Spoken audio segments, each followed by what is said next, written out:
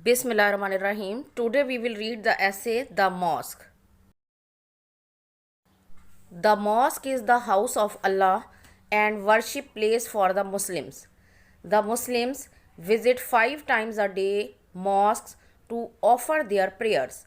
The Jame Mosque is that where Jummah prayer is performed on every Friday.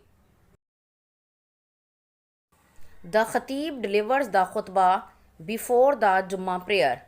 In the period of Prophet Muhammad sallallahu alaihi wasallam, the mosques were the headquarters for the general meetings. Nowadays, some of the mosques are performing as madrasas where formal and religious education is given. There are many mosques in my city. Faisal Mosque is the one of the famous mosques in Pakistan as well as in Asia.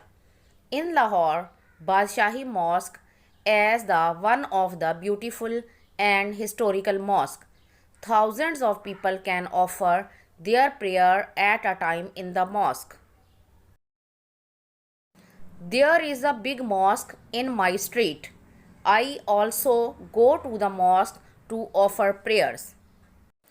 If you like this video, please hit the like button and subscribe my channel. Thank you.